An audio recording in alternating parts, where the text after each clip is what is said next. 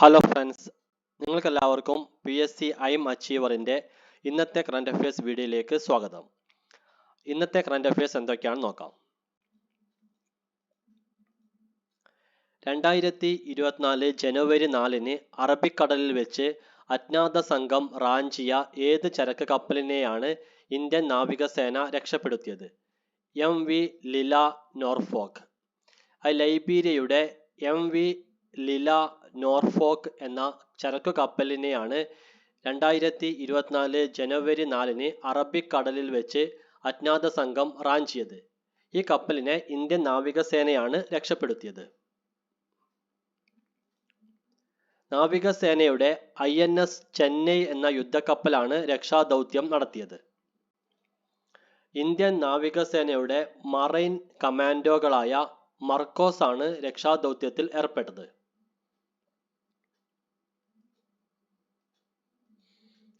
ബ്ലൂംബെർഗിന്റെ ഏഷ്യയിലെ അതിസമ്പന്നരുടെ പട്ടികയിൽ 1-ാം സ്ഥാനം കരസ്ഥമാക്കിയ ഇന്ത്യക്കാരൻ ആരാണ്? ഗൗതം അദാനി. ബ്ലൂംബെർഗിന്റെ ഏഷ്യയിലെ അതിസമ്പന്നരുടെ പട്ടികയിൽ 1-ാം സ്ഥാനം കരസ്ഥമാക്കിയ ഇന്ത്യക്കാരനാണ് ഗൗതം അദാനി. 8.11 ലക്ഷം കോടി രൂപയാണ് അദാനിയുടെ ആസ്തി. 8.06 ലക്ഷം കോടി രൂപയുമായി റിലയൻസ് ഉടമ മുകേഷ് അംബാനിയാണ് 2-ാം സ്ഥാനത്ത്. ആഗോള കോടീശ്വര പട്ടികയിൽ 12-ാമത് സ്ഥാനത്താണ് ഗൗതം അദാനി. മുകേഷ് അംബാനി 13-ാമത് സ്ഥാനത്തും.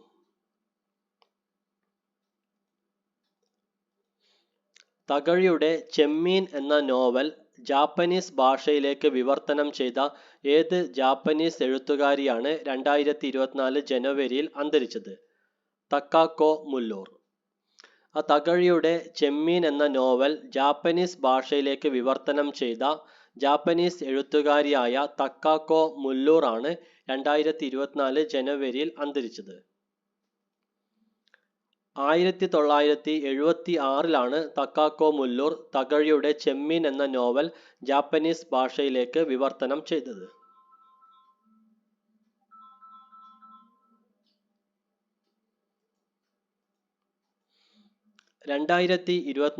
ഇന്ത്യ എത്ര ശതമാനം സാമ്പത്തിക വളർച്ച നേടുമെന്നാണ് ഐക്യരാഷ്ട്രസഭ പ്രവചിച്ചിട്ടുള്ളത്?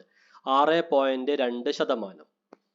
2024 ഇന്ത്യ എത്ര ശതമാനം സാമ്പത്തിക വളർച്ച നേടുമെന്നാണ് ഐക്യരാഷ്ട്രസഭ പ്രവചിച്ചിട്ടുള്ളത്? 6.2%. United Nations world economic situation and prospectus എന്ന സാമ്പത്തിക റിപ്പോർട്ടിലാണ് ഈ കണക്ക് ഉള്ളത്. 2025 ഇന്ത്യക്ക് 6.6% വളർച്ചയും ഈ റിപ്പോർട്ട് പ്രവചിക്കുന്നുണ്ട്. 2024 ഇന്ത്യ 6.2% സാമ്പത്തിക വളർച്ച നേടുമെന്നാണ് ഐക്യരാഷ്ട്രസഭ പറയുന്നത്. 2024 ജനുവരിയിൽ ബഹിരാകാശത്ത് വൈദ്യുതി ഉൽപ്പാദിപ്പിക്കുന്നതിൽ വിജയിച്ച രാജ്യം ഏതാണ്? ഇന്ത്യയാണ് 2024 ജനുവരിയിൽ ബഹിരാകാശത്ത് വൈദ്യുതി ഉൽപ്പാദിപ്പിക്കുന്നതിൽ വിജയിച്ച രാജ്യം. ISRO 2024 ജനുവരി 1 വിക്ഷേപിച്ച PSLV C-58 എന്ന റോക്കറ്റിലാണ് 180 വാട്ട് വൈദ്യുതി ഉൽപ്പാദിപ്പിച്ച് ISRO ചരിത്രം കുറിച്ചത്. വിക്രം സാരാഭായ് സ്പേസ് സെന്ററിൽ വികസിപ്പിച്ച fuel cell power system FCPS ആണ് ഈ നേട്ടം കൈവരിച്ചത്. ഹൈഡ്രജനും ഓക്സിജനുമാണ് ഫ്യൂവൽ സെൽ പവർ സിസ്റ്റത്തിലെ ഇന്ധനം. നാസ മാത്രമാണ് ഇതിനു മുമ്പ് ഈ നേട്ടം കൈവരിച്ച സ്ഥാപനം. ഇപ്പോൾ 2ാമതായിട്ടാണ് ISRO ഈ നേട്ടം കൈവരിക്കുന്നത്. ഭൂമിയിൽ നിന്നും 350 കിലോമീറ്റർ ദൂരെയാണ് ഈ പരീക്ഷണം നടന്നത്.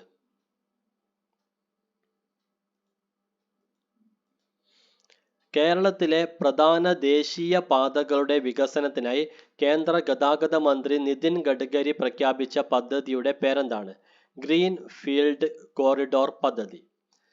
കേരളത്തിലെ പ്രധാന ദേശീയ പാതകളുടെ വികസനത്തിനായി കേന്ദ്ര ഗതാഗത മന്ത്രി നിതിൻ ഗഡ്കരി പ്രഖ്യാപിച്ച പദ്ധതിയുടെ പേരാണ് ഗ്രീൻ ഫീൽഡ് കോറിഡോർ പദ്ധതി.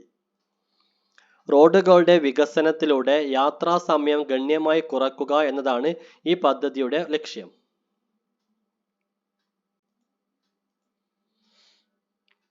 പെറ്റ് ഫുഡ് കമ്പനികളുടെ കണക്കുപ്രകാരം കേരളം 2023 പെറ്റ് ഫുഡിനായി ചിലവാക്കിയ തുക എത്രയാണ്?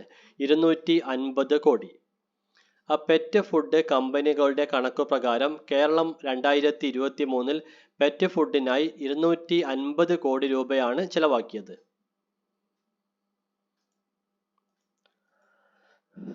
രാജ്യത്ത് ടെലിഫോൺ മൊബൈൽ ഫോൺ സാന്ദ്രതയിൽ 2ാം സ്ഥാനത്തുള്ള സംസ്ഥാനം ഏതാണ്? കേരളം. കേരളമാണ് രാജ്യത്ത് ടെലിഫോൺ മൊബൈൽ ഫോൺ സാന്ദ്രതയിൽ 2ാം സ്ഥാനത്തുള്ള സംസ്ഥാനം. കേരളത്തിൽ 100 പേർക്ക് 121.89 എന്നതാണ് ജനസംഖ്യയും ഫോണുകളും തമ്മിലുള്ള അനുപാതം. 1ാം സ്ഥാനത്തുള്ള ഡൽഹിയിൽ ഇത് 100 പേർക്ക് 276.79 എന്നതാണ് അനുപാതം. ടെലികോം റെഗുലേറ്ററി അതോറിറ്റി ഓഫ് ഇന്ത്യയാണ് ഈ കണക്കുകൾ പുറത്തുവിട്ടത്.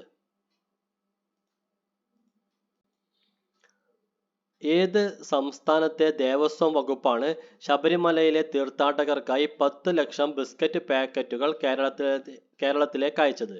തമിഴ്നാട് ദേവസ്വം വകുപ്പ്. തമിഴ്നാട് സംസ്ഥാനത്തെ ദേവസ്വം വകുപ്പാണ് ശബരിമലയിലെ തീർത്ഥാടകർക്കായി 10 ലക്ഷം ബിസ്ക്കറ്റ് പാക്കറ്റുകൾ കേരളത്തിലേക്ക് അയച്ചത്. സംസ്ഥാന സ്കൂൾ കലോത്സവത്തിലെ നാടൻപാട്ട് മത്സരത്തിൽ 2024 ആദ്യമായി അവതരിപ്പിക്കപ്പെട്ട നാടൻപാട്ട് ഇനം ഏതാണ്? മഞ്ഞൾ കുളിപ്പാട്ട്. സംസ്ഥാന സ്കൂൾ കലോത്സവത്തിലെ നാടൻപാട്ട് മത്സരത്തിൽ 2024 ആദ്യമായി അവതരിപ്പിക്കപ്പെട്ട നാടൻപാട്ട് ഇനമാണ് മഞ്ഞൾ കുളിപ്പാട്ട്. മഞ്ചേരിയിലെ ദളിത് വിഭാഗക്കാർ പെൺകുട്ടികൾ ഋതുമതികളാകുമ്പോൾ പാടുന്ന പാട്ടാണ് മഞ്ഞൾ കുളിപ്പാട്ട്. മഞ്ചേരി ഗവൺമെന്റ് ഹയർ സെക്കൻഡറി സ്കൂളാണ് ഈ പാട്ട് ആദ്യമായി വേദിയിൽ അവതരിപ്പിച്ചത്. ദേശീയ ജൂനിയർ സ്കൂൾ ഫുട്ബോൾ ചാമ്പ്യൻഷിപ്പിൽ ചാമ്പ്യന്മാരായ ടീം ഏതാണ്? കേരളം. കേരളമാണ് ദേശീയ ജൂനിയർ സ്കൂൾ ഫുട്ബോൾ ചാമ്പ്യൻഷിപ്പിൽ ചാമ്പ്യന്മാരായ ടീം. ലക്ഷദ്വീപിനെയാണ് കേരളം ഫൈനലിൽ തോൽപ്പിച്ചത്. ആൻഡമാനിൽ വെച്ചാണ് ദേശീയ ജൂനിയർ സ്കൂൾ ഫുട്ബോൾ ചാമ്പ്യൻഷിപ്പ് നടന്നത്. ശ്രീലങ്കയിൽ രാഷ്ട്രീയ സ്വയംഭരണാവകാശം വേണമെന്ന തമിഴ് വംശജരുടെ ആവശ്യത്തിന് പരിഹാരമായി 1987 ഇന്ത്യ മുന്നോട്ട് വെച്ച ഭേദഗതി ഏതാണ്? 13ാം ഭേദഗതി. ശ്രീലങ്കയിൽ രാഷ്ട്രീയ സ്വയംഭരണാവകാശം വേണമെന്ന തമിഴ് വംശജരുടെ ആവശ്യത്തിന് പരിഹാരമായി 1987 ഇന്ത്യ മുന്നോട്ട് വെച്ച ഭേദഗതിയാണ് 13ാം ഭേദഗതി. ശ്രീലങ്കൻ പ്രസിഡന്റായ റെനിൽ വിക്രമസിംഗെ 2024 ജനുവരിയിൽ ജാഫ്നയിൽ നടന്ന പരിപാടിയിൽ വെച്ച് ഈ ഭേദഗതിയെ പിന്തുണച്ചത് വാർത്തയായിരുന്നു.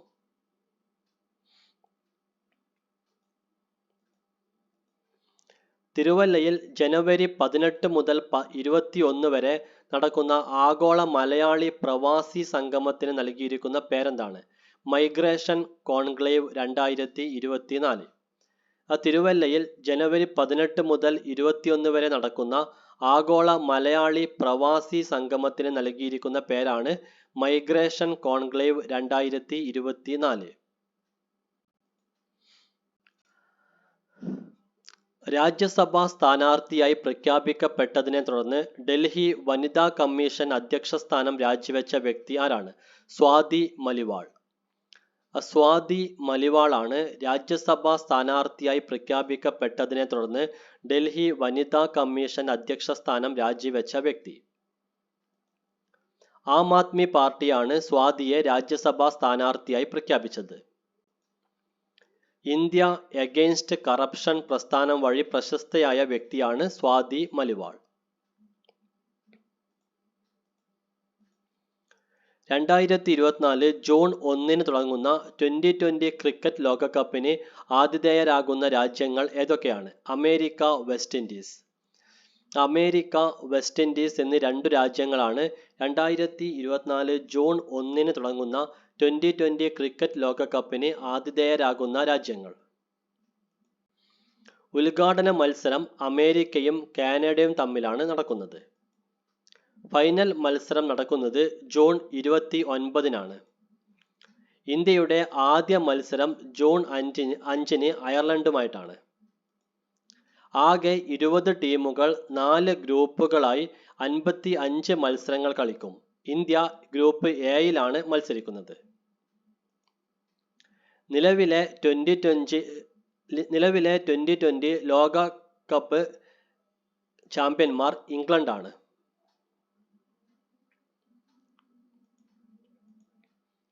ഇന്ത്യ ഏത് അയൽരാജ്യവുമായാണ് 2024 ജനുവരിയിൽ 10,000 മെഗാവാട്ട് വൈദ്യുതി കയറ്റുമതി ചെയ്യുന്നതിന് കരാർ ഒപ്പിട്ടത്? നേപ്പാൾ. ഇന്ത്യ അയൽ രാജ്യമായ നേപ്പാളുമായാണ് 2024 ജനുവരിയിൽ 10,000 മെഗാവാട്ട് വൈദ്യുതി കയറ്റുമതി ചെയ്യുന്നതിന് കരാർ ഒപ്പിട്ടത്. നേപ്പാൾ പ്രധാനമന്ത്രി പുഷ്പ കമാൽ ദഹലാണ്. ഇന്ത്യൻ വിദേശകാര്യമന്ത്രി എസ് ജയശങ്കറും നേപ്പാൾ വിദേശകാര്യമന്ത്രി NP സൗദുമാണ് ഈ കരാറിൽ ഒപ്പുവെച്ചത്. KSRTCയുടെ ഏത് വിഭാഗം ബസ്സുകളിലാണ് ട്രാൻസ്ജെൻഡേഴ്സിന് നിയമനം നൽകുവാൻ തീരുമാനിച്ചത്? സ്വിഫ്റ്റ് ബസ്സുകൾ. KSRTCയുടെ സ്വിഫ്റ്റ് വിഭാഗത്തിലുള്ള ബസ്സുകളിലാണ് ട്രാൻസ്ജെൻഡേഴ്സിന് നിയമനം നൽകുവാൻ തീരുമാനിച്ചത്. ആന്റിബയോട്ടിക്കുകളുടെ ദുരുപയോഗം തടയാൻ സംസ്ഥാന ഡ്രഗ്സ് കൺട്രോൾ വകുപ്പ് ആരംഭിക്കുന്ന ഓപ്പറേഷന്റെ പേരെന്താണ്? ഓപ്പറേഷൻ അമൃത്. ആന്റിബയോട്ടിക്കുകളുടെ ദുരുപയോഗം തടയാൻ സംസ്ഥാന ഡ്രഗ്സ് കൺട്രോൾ വകുപ്പ് ആരംഭിക്കുന്ന ഓപ്പറേഷന്റെ പേരാണ് operation Amrit. Anti microbial resistance intervention for total health എന്നതാണ് അമൃതിന്റെ പൂർണ്ണ രൂപം.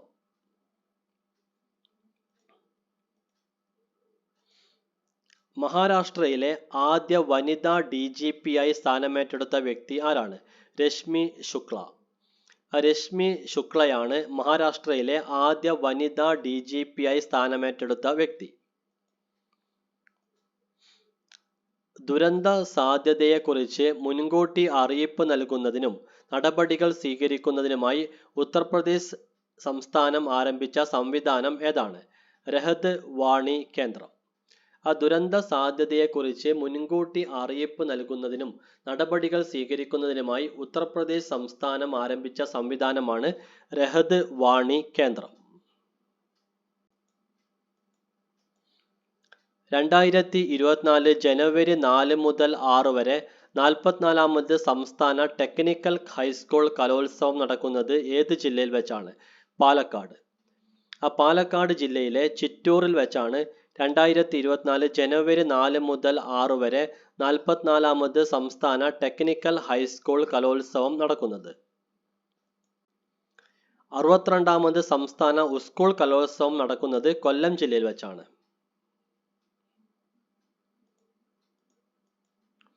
തമിഴ് എഴുത്തുകാരനും കവിയുമായ വൈരമുത്തു പഞ്ചഭൂതങ്ങളെക്കുറിച്ച് എഴുതിയ പുതിയ പുസ്തകത്തിന്റെ പേരെന്താണ്? മഹാകവിതൈ. മഹാകവിതൈ എന്ന പുസ്തകമാണ് തമിഴ് എഴുത്തുകാരനും കവിയുമായ വൈരമുത്തു പഞ്ചഭൂതങ്ങളെക്കുറിച്ച് എഴുതിയ പുസ്തകം. തമിഴ്നാട് മുഖ്യമന്ത്രി MK സ്റ്റാലിനാണ് ഈ പുസ്തകം പ്രകാശനം ചെയ്തത്. സംസ്ഥാനത്ത് ഏത് തദ്ദേശ സ്വയംഭരണ സ്ഥാപനമാണ് ആദ്യമായി മലിനജല ശുദ്ധീകരണ പ്ലാന്റ് സ്ഥാപിച്ചത്? കണ്ണൂർ കോർപ്പറേഷൻ.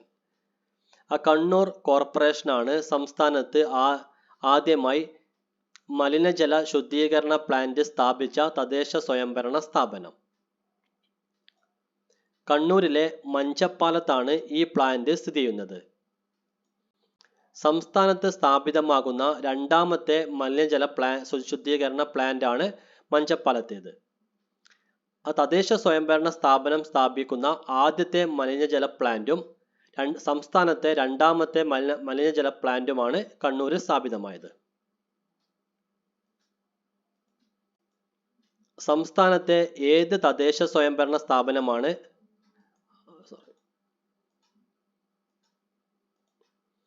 പാവപ്പെട്ട രോഗികൾക്ക് സൗജന്യ ചികിത്സ നൽകുന്നതിനായി ആം ആദ്മി പാർട്ടി ഡൽഹിയിൽ ആരംഭിച്ച ക്ലിനിക്കുകളുടെ പേരെന്താണ്? മൊഹല്ല ക്ലിനിക്. പാവപ്പെട്ട രോഗികൾക്ക് സൗജന്യ ചികിത്സ നൽകുന്നതിനായി ആം ആദ്മി പാർട്ടി ഡൽഹിയിൽ ആരംഭിച്ച ക്ലിനിക്കുകളുടെ പേരാണ് മൊഹല്ല ക്ലിനിക്. മൊഹല്ല ക്ലിനിക്കിലെ സൗജന്യ പരിശോധനയുമായി ബന്ധപ്പെട്ട അഴിമതിയാരോപണത്തെ തുടർന്ന് ഡൽഹി ലഫ്റ്റനന്റ് ഗവർണറായ VK സക്സേന ക്ലിനിക്കുകൾക്കെതിരെ അന്വേഷണത്തിന് ശുപാർശ ചെയ്തതാണ് ഇവ വീണ്ടും വാർത്തയാവാൻ കാരണം.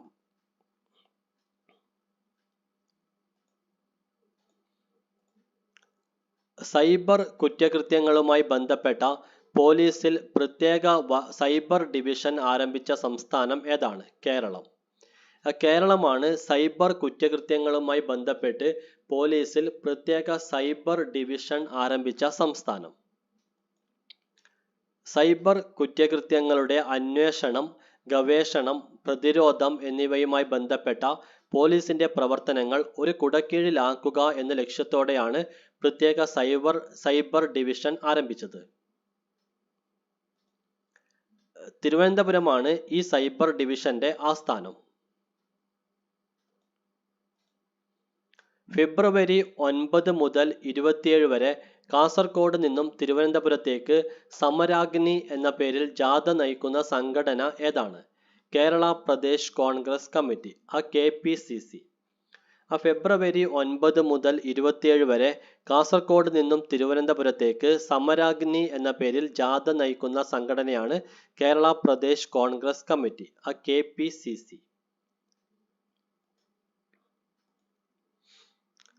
10 വർഷത്തിന് ശേഷം ജയിൽ മോചിതനായ ദക്ഷിണാഫ്രിക്കയുടെ പാരാലിമ്പിക്സ് താരം ആരാണ്? Oscar Pistorius. 10 വർഷത്തിന് ശേഷം ജയിൽ മോചിതനായ ദക്ഷിണാഫ്രിക്കയുടെ പാരാലിമ്പിക്സ് താരമാണ് ഓസ്കർ പിസ്റ്റോറിയസ്.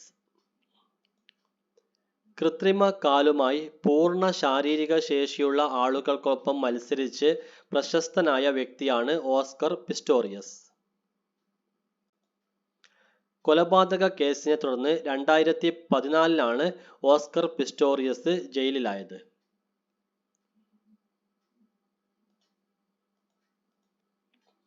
2024 ജനുവരിയിൽ MS സ്വാമിനാഥൻ പുരസ്കാരം ലഭിച്ച വ്യക്തി ആരാണ്? Professor BR Kamboj. Professor BR കമ്പോജിനാണ് 2024 ജനുവരിയിൽ MS സ്വാമിനാഥൻ പുരസ്കാരം ലഭിച്ചത്. പ്രൊഫസർ ചൗധരി ചരൺ സിംഗ് ഹരിയാന കാർഷിക സർവകലാശാലയുടെ വൈസ് ചാൻസലറാണ് BR കമ്പോജ്.